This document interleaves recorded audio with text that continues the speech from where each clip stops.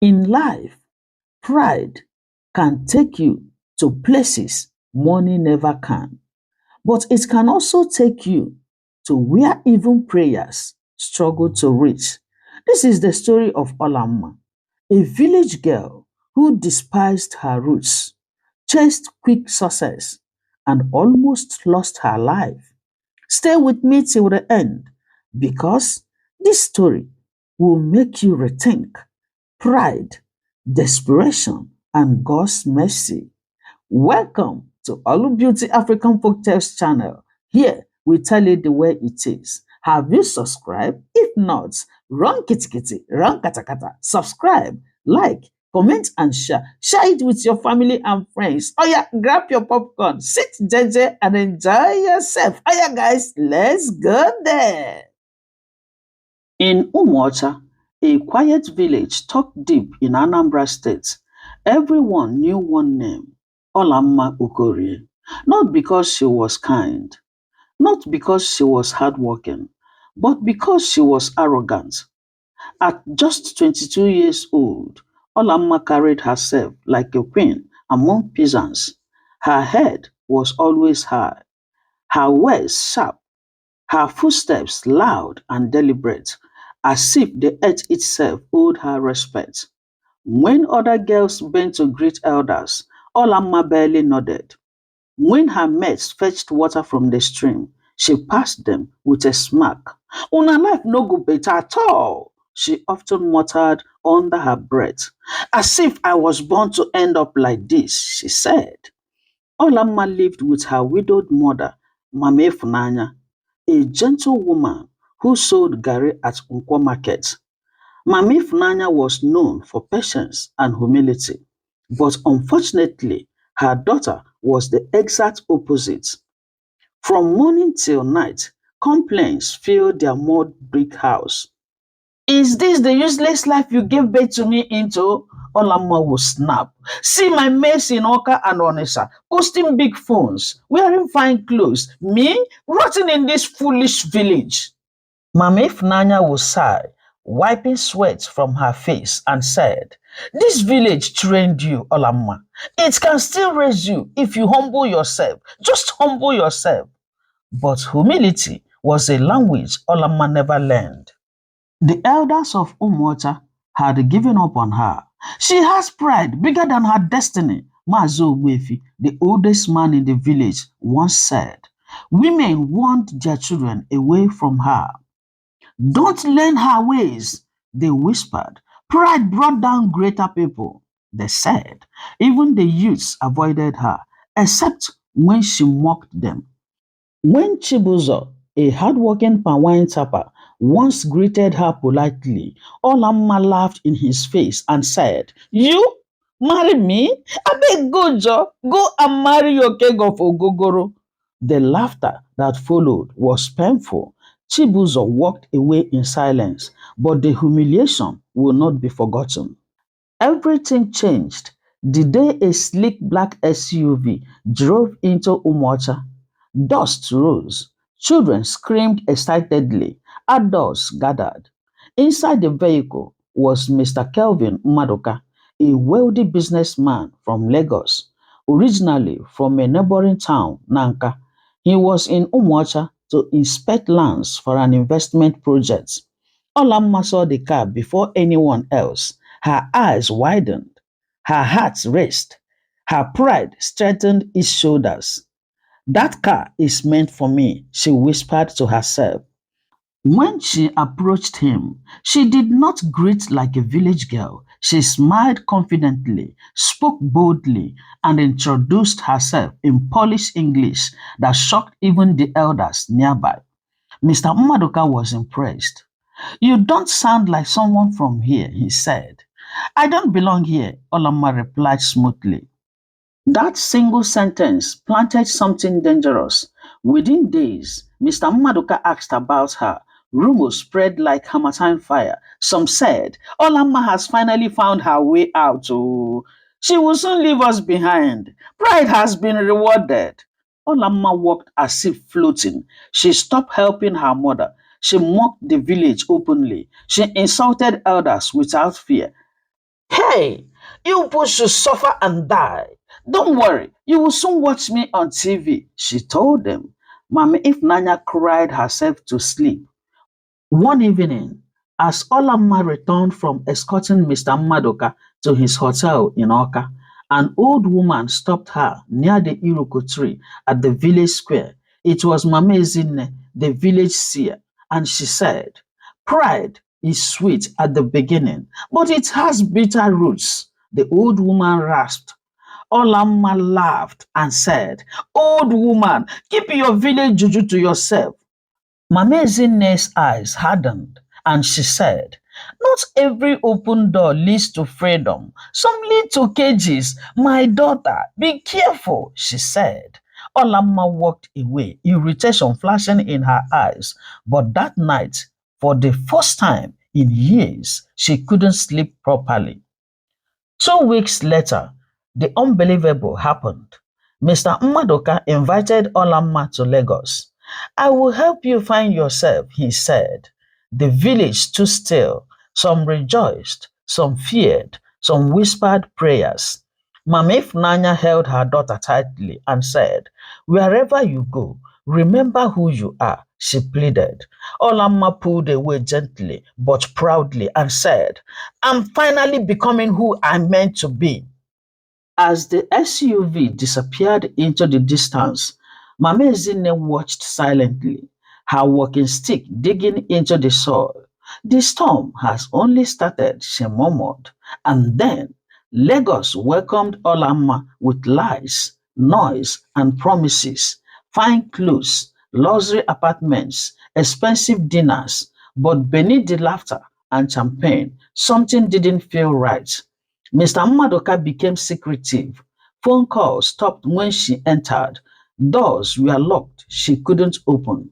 One night, while searching for water in the apartment, Olamma overheard a conversation behind a closed door. What she heard made her blood run cold. Her knees weakened, her pride shattered, and for the first time in her life, Olamma wished she had listened. Olamma's breath caught in her throat as she stood frozen outside the half-closed door. Inside the study, Mr. Madoka's voice was low, cold, nothing like the charming Lagos big boy she thought she knew. "She fits exactly what we need," he said. "No family pressure, village background, hungry for life." Another male voice laughed softly and said, "Those ones are the easiest, sha." Olamma's heart slammed violently against her chest. "What about her mother?" the second voice asked. Mr. Maduka coughed and said, "A Gary seller in some forgotten village, sha. Please, she won't come looking for her." Olamma staggered backward, her palm covering her mouth. Hungry for life? Easiest for what? Her pride dissolved like sugar in hot tea. She turned and ran into the bedroom, locking the door behind her. Her legs shook so badly she slid to the floor, pressing her back against the wall. For the first time since arriving in Lagos, fear crawled into her bones. The next morning, things changed. Mr. Mmadoka was suddenly overly nice. He brought her a new phone, took her shopping in Lekki Phase 1, posted her pictures online with captions like "blessed" and "new beginnings." But Olamma noticed things now. The way the apartment door automatically locked, the security men who followed her for protection, the driver who no longer drove anywhere she requested. When she asked casually, Mr. Madoka smiled and said, "Lagos is dangerous. I'm just keeping you safe." That night, my amazing next words returned like thunder. "Some doors are cages." 2 days later, Olamma tried to leave. She dressed simply, hid her phone, and waited until the driver stepped out to take a call. She walked calmly toward the estate gate, but before she reached it, "Olamma," the voice came from behind her. It was Mr. Madoka. His smile was gone. "Where are you going without telling me?" I was just taking fresh air, she stammered. His eyes searched her face slowly and said, You don't trust me? No, I do, she replied too quickly. He stepped closer, his voice dropping. You should relax. Everything you ever wanted is right here. Why are you bothering yourself? That was the moment she knew she wasn't a guest. She was an investment. While Olamma battled fear in Lagos, trouble brewed in Umuocha. Mama Ifunanya fell sick. For days, she lay weak on her raffia bed, calling her daughter's name. Villagers gathered to help, but whispers filled the air. She warned us, one woman said. Pride. When Mama Ifunanya could no longer stand, Mama Ezinne arrived. She touched the older woman's forehead and sighed deeply and said, Your daughter is walking in darkness, she said, but it is not too late if she listens. That night, Mama Ifunanya dreamed. She saw Olamma crying beside tall buildings, her fine clothes torn, calling Mama as shadows closed in around her. She woke with a scream. In Lagos, Olamma finally found a moment alone.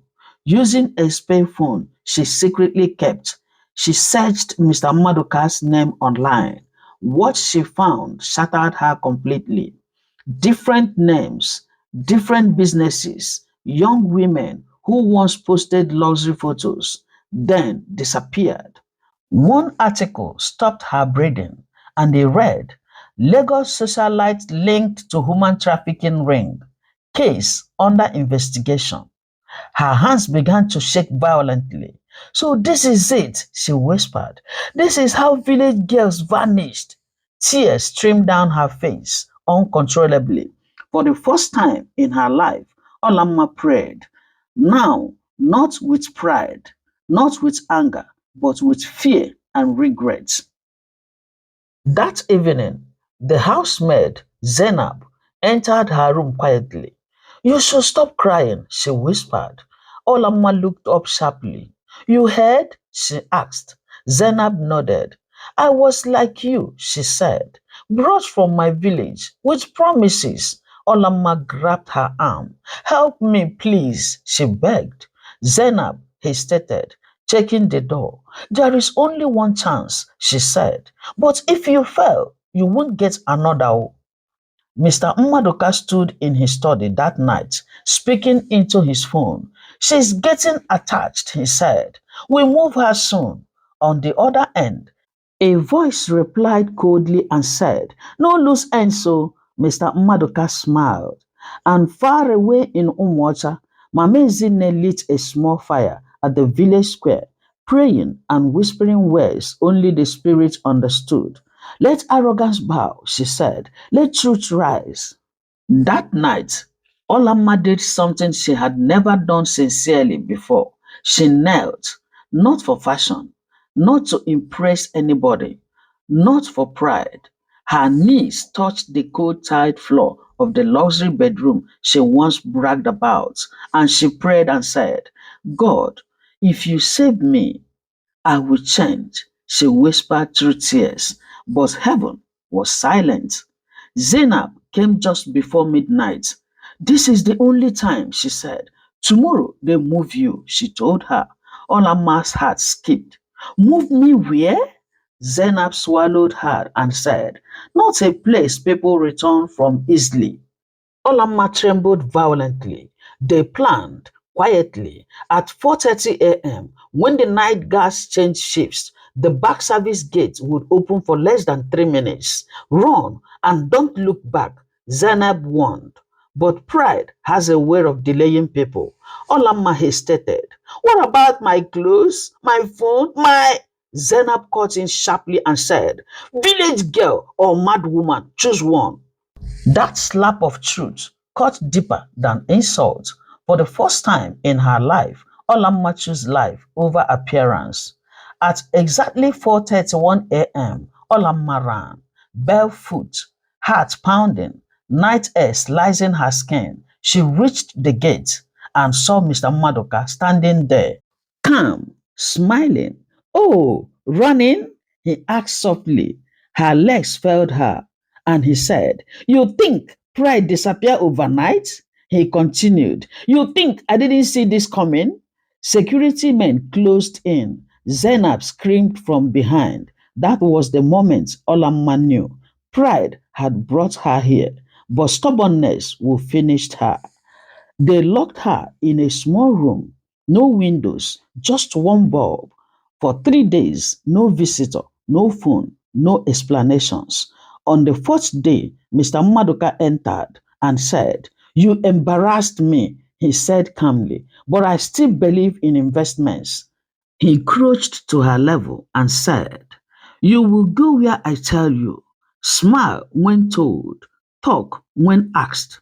Olamma lifted her face slowly. Tears filled her eyes, but something else appeared humility. And she said, Please, she said in a broken voice, I want to see my mother.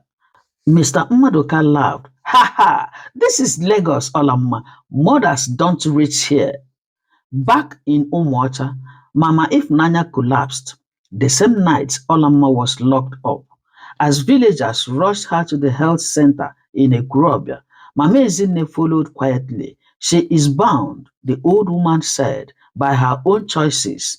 Mama Ifnanya wept weakly. Save her, even if she hates me forever. Please pray for her. Mama Ezinne nodded. Then a price must be paid. That night, Mama Ezinne went on night vigil at the village square. Only one thing was said in town the next morning. Mama Ezinne had started something. In Lagos, something strange began. Mr. Madoka's deal fell back to back. Police checkpoints appeared suddenly. One of his most trusted partners was arrested, and then Olamma fell sick. Not ordinary sickness. She dreamed every night of Umwacha, of her mother crying, of villagers she once mocked, standing silently, watching her fall. In one dream, Mama Ezinne stood before her. Pride brings captivity, the old woman said. Only humility opened doors. Olamma woke up screaming. For the first time since leaving the village, she hated who she used to be. 2 days later, something unexpected happened. Police cars pulled into the estate. Mr. Maduka shouted orders. Phones rang endlessly. Security loosened. Zainab rushed into Olama's room again and said, This is not coincidence, she whispered. You must be ready. Olama nodded eagerly and said, I am ready to go home, she said, even if it's as a nobody. Zainab stared at her. That answer told her everything had changed. Mama Ifnanya opened her eyes suddenly. I can feel her, she whispered. She has learned. Mama Ezine smiled faintly and said, Then the door can open. The police sirens wailed louder as uniformed officers poured into the estate. Mr. Maduka's confidence dissolved instantly. Who called you people? He barked.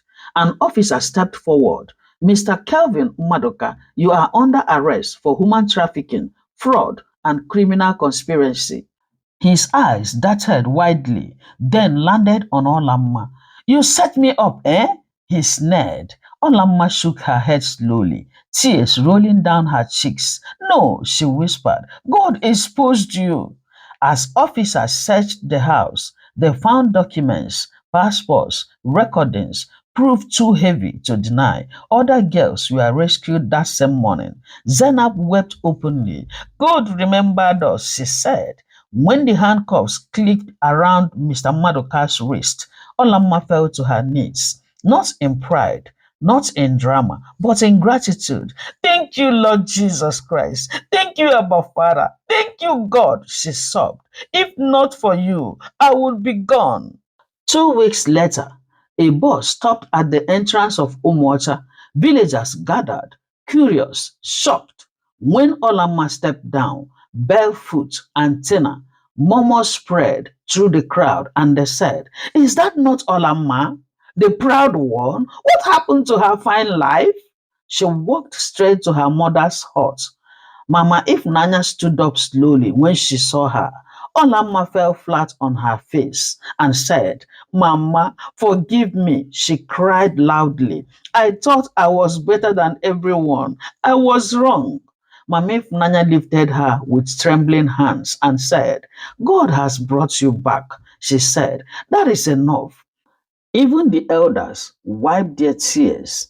The following Sunday, Olamma stood before the entire village at the church in Umuocha. No makeup, no pride, and she said, I insulted this village, she said, voice shaking. I mock hard work and despise my roots. Pride nearly destroyed me. She raised her hands and she continued. But God saved me, not because I deserved it, but because He is merciful. The church erupted into praise and they sang a song and said, Chineke imela imela. Mama Ezinne smiled quietly at the back. Lesson learned the hard way last longer, she murmured. Olamma changed completely. She helped her mother sell garri. She greeted elders properly. She mentored village girls, warning them, saying, do not let desperation push you into darkness. Ask questions. Respect yourselves, she told them. Months later, with help from a Lagos charity connected to the case, Olamma started a woman's skills center in Umuocha, teaching tailoring, baking, and digital skills. She named it Ifnanya Grace Center. 1 year later, Olamma stood again, this time in church during testimony time. Her voice was steady and she said, I thought leaving the village meant success, she said, but success without God is captivity. Tears flowed as she lifted her Bible and continued and said, God embarrassed my pride to save my soul. If He could rescue me, He can rescue anyone. The congregation stood on their feet. Glory rose to heaven. Thank you for watching. This is where our story ends. But before we conclude it, let's look into our moral lessons. Pride goes before destruction. Olamma's downfall began the moment she believed she was better than others. Pride blinded her to danger and wisdom. Desperation can lead to captivity. In her hurry to escape village life, she failed to ask questions. Not every opportunity is a blessing. Heed wise counsel. The warnings she ignored almost cost her life. Listening to elders and loved ones can save us from hidden traps. Success without God is slavery. Wealth, luxury, and big cities mean nothing when God is absent. True peace comes only from God. God's mercy is greater than our mistakes. Even after wrong choices, God still made a way of escape when Olamma humbled herself and cried for help. Humility opens doors, pride closes. The same pride that trapped her was broken by humility, and that humility led to restoration. Your roots matter. The village she despised became the place of her healing. Never look down on where God used to shape you. Every fall can become a testimony. God turned her shame into a message that would save other young girls from destruction. In conclusion, pride nearly destroyed her, but humility brought her back. When we remove God from our journey, success becomes dangerous. But when we return to Him sincerely, no past mistake can stop His mercy. Thank you for watching. Remember, pride may take you high, but humility and faith in God will keep you steady and blessed. If this story touched your heart, if it reminded you of someone, or if it spoke to where you are right now, please don't scroll away. Like this video to help this message reach more lives. Subscribe if you believe stories should heal, not just entertain. And share this video. Someone out there needs this lesson today. Tell us in the comment section what lesson you learned from this story. We love reading your thoughts. And don't forget to touch the bell button so that you'll be notified each time we put out new video. Remember, God can rebuild any life, even the one pride almost destroyed. See you in the next story. God bless you. Love you. Bye-bye. Mwah.